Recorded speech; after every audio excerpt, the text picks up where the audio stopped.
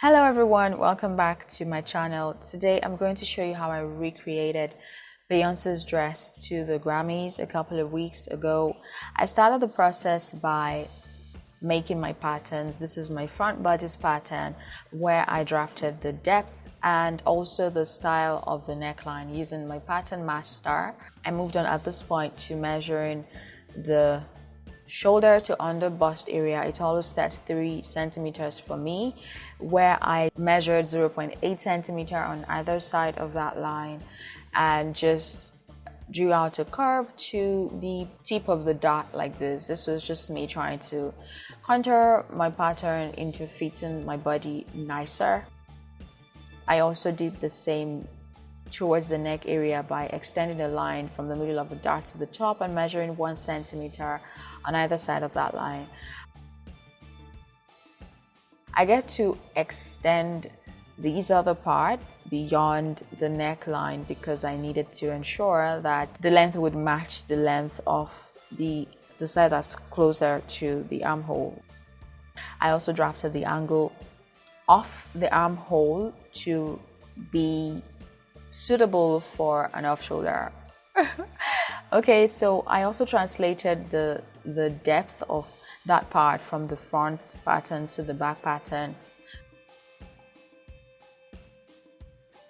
Did the neck for the back pattern, did the angling of the off shoulder, and just drew the straight line all the way from the middle of the dots to the top. In retrospect, I should have contoured that back, but I know better now. So I cut out my pieces, removed the dot from the back,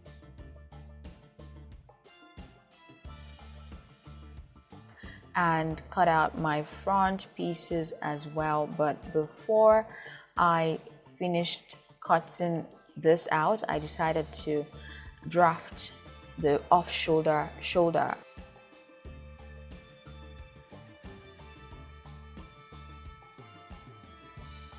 I just made it 2 inches wide.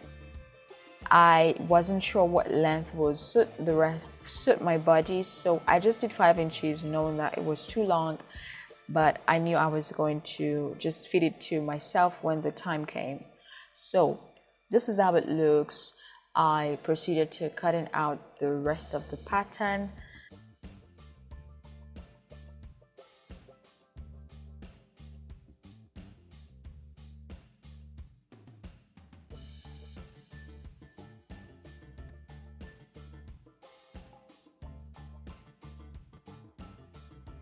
I labeled the off-shoulder piece. I labeled the part that would go to the bodice because I wanted to make sure that I didn't make any mistakes.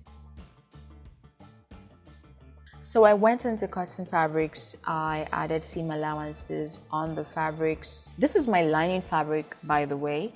I'm going to cut 2 pieces each of this, except for the center front, which will be 1 piece cut on fold. I bought this leather fabric from the market at 2,500 naira a yard. I bought 2 yards. That's what I used for the project. I went on to cutting the leather fabric as well. So for my armhole extensions, I also did the same. I cut 2 pieces of leather and 2 pieces of my lining fabric. Now, I cut everything else as normal with the patterns that I had made, but from my front leather, I extended the pattern by 3 inches. I filmed this part, but my memory card has been malfunctioning and I lost it. So I went on to start to stitch together all of my pieces, starting with my lining fabric. Like I said earlier, the lining fabric was made with the patterns that you saw me make, so there is no extra length or anything.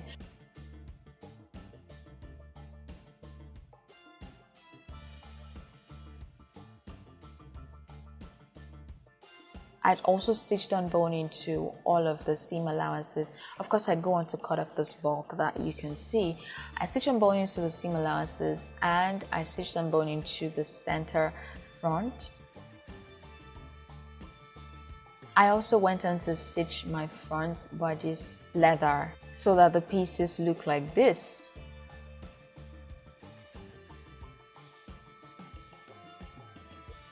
For my skirts, these are my basic skirt patterns. I just eliminated the dust from them. So I made sure that my lining fabric was 2 inches shorter than the pattern for my leather fabric. You're going to see it much later why I do this. I wanted to fold in the leather fabric at the hem. So this is my front lining. And this is me cutting out my back lining and just slashing it into 2 as I showed. I also cut out my leather fabric and slashed it into 2 as I showed. Remember what I said? This pattern is already the length of the leather fabric. Another thing to note is that my skirt patterns have seam allowances in them. So these are my back pieces, the bodice, the skirt. I would go on to just stitch them together, bodice to skirt on either side, and then connecting both sides and then installing the zipper. I like to make use of my normal zigzag foot to install my zippers because zipper feet just don't do it for me. They make me slow and ineffective, and they don't even make the quality of zippers that I'm able to do with my zigzag sewing foot. For my front skirt, I literally doubled the length because I was onto something.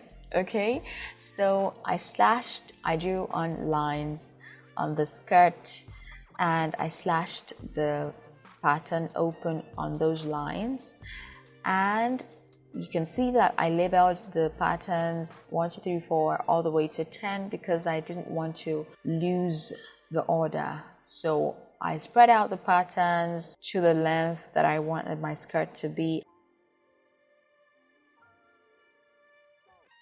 I used my pattern master to just connect the pieces, and then I went ahead to cut them out.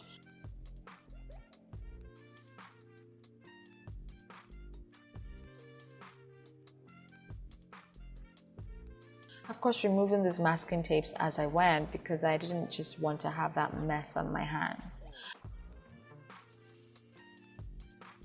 So this is how my front skirt looks. It's quite long. It is double the length of the back skirt, but you're going to see how we work it out. So I had connected it to my bodice and I started to pick up bits of the dress and to just hand stitch them up like this. I made sure that the beads were uneven, they were of different sizes.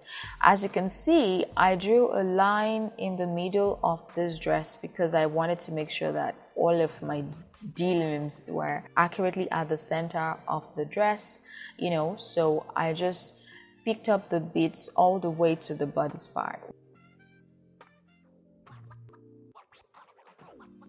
When I was done with that, I started to mold this dress. I sort of just played around with it. I had fun with it. I just pinned it down at different parts. I made sure that the molds were all of different shapes and sizes. They had to be as irregular as I could manage. And I also had to ensure that this front was going to match the back when I was done with all of my pinnings and my moldings, all right? So I made sure that the left and the right side were not alike. Like I said, I made this as irregular as possible. If you can see that the sides of this fabric are looking somewhat like they've seen better days, it's because I had done this dress through another route, but I didn't like the outcome, so I had gone really far, guys. So I had to unravel the seams and take it apart, and then I had to try this approach instead, and I think I am much satisfied with how this one turned out. So this is how it looks now, irregular as possible. I went on to iron them, ironing down my pleats.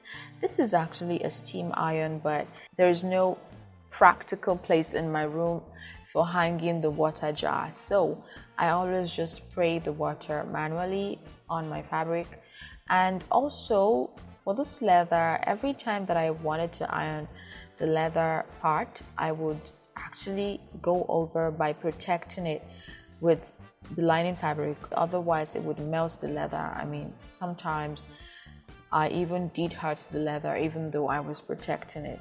So this is now my front and my back dress. Obviously, time to stitch them together at the sides. Of course, you would ensure that you translate your measurements here at this point so that it fits like a glove, it fits how you want it to fit. So I did this all the way down, took care to just stitch the pleats that I had pinned in place. All right, so when I was done doing this on either side, I moved on to hand stitching the bra cups to the seam allowance of the front bodice. This has to be discreet, so that's why I attached it to the seam allowance. So the armhole extensions, I put the leather with the lining and I stitched the lower part, the part that goes to the armhole, just as a finishing to ensure that, you know, we have a nicely finished dress. And at this point, I stitched it onto the dress. Of course, I had tried on the dress with the shoulders pinned to them and I had seen how they fit, and that's why I could determine how much to let go of, including from the dress as well, like how much seam allowance to have. I tried it on and I saw how it fit. I cut out this. Obviously, this was much too big to keep in any dress. So I went on to inserting this lining fabric, which we had snippets of before. The goal is to have it sitting nicely inside the leather. So I did that by stitching their hems together, right sides facing, and then pulling the lining fabric over the leather, you know, and just stitching it at the zipper.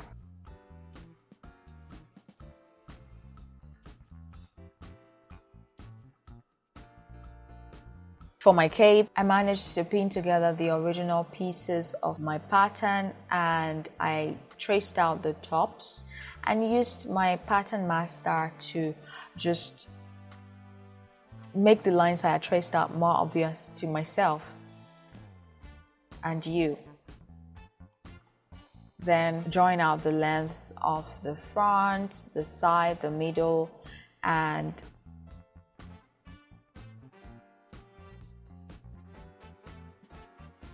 adding a zipper allowance at the center back. Okay, so this is what it looks like. My fabric was finishing, so I had to stitch an extra to make my cape. I just needed you guys to see that. And then I proceeded to cut in my cape on fold, and I had it looking like this. It was such a giant piece of fabric. Opening up, it looks like this. At this point, I brought my dress onto it. I pinned it to my dress, right side of cape facing wrong side of dress, and just carefully stitched them together using my sewing machine. I folded the seam allowance over at the zipper like this. I also went on to top stitch the hem of the cape, you know, to sort of just finish it because we can't have it hanging around like that. Okay, so I drew the straight line down the middle of the cape at the center front, and I started this sort of hand basting process of running a hand stitch all the way from the hem of the cape to the top of it. My goal was to get this to some form of ruched place, which you're going to see in a bit.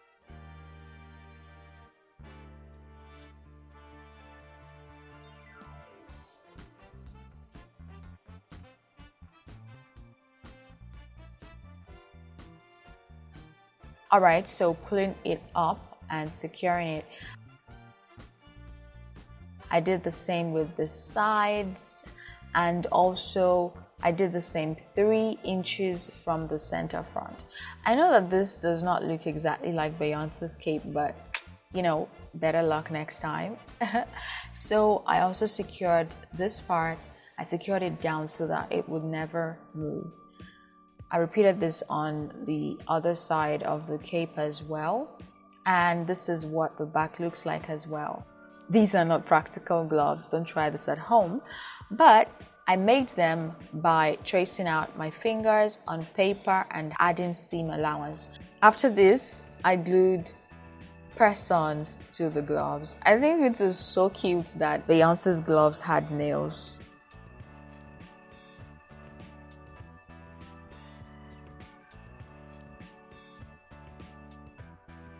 So these are my gloves and this is my dress. I hope you've enjoyed this video today. If you have, definitely make sure that you see my subsequent uploads by subscribing to my channel and liking the video and sharing it with your friends, please. And I will see you in my next one. Bye.